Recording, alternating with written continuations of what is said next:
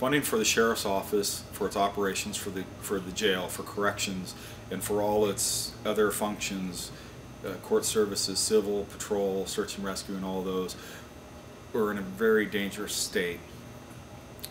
Timber receipts that have existed, as we all know, are becoming non-existent. There's a play in Congress now to try to give a short-term fix for that, but that's not a good point for us to base the future of the Sheriff's Office on, because it's an idea, it's a payment that's not going to exist in the near future. The funding for the Sheriff's Office has to be based on long-term, sustainable efforts, and where that's going to need to come from is from our community. There may be some grant funds out there, but those are short-term and not specific to the things that are needed.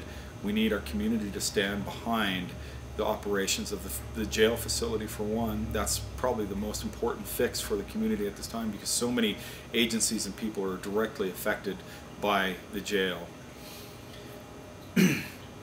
As for timber receipts or any other receipts ever coming back in, well, if they do at some point, it'll be icing on the cake, but to base the operations of the entire agency on that is foolhardy, and we see the results of that, and it's only going to get worse with time unless we have stabilized funding.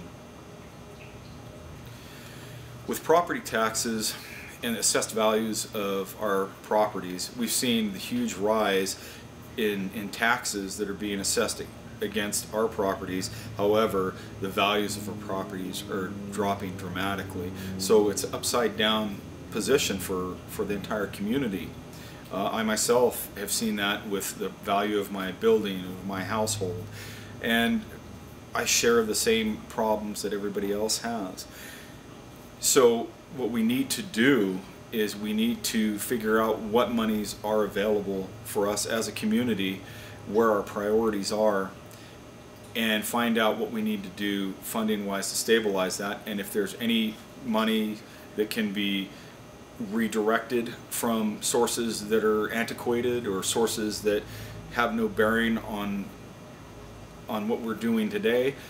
We're looking at that to reassess that.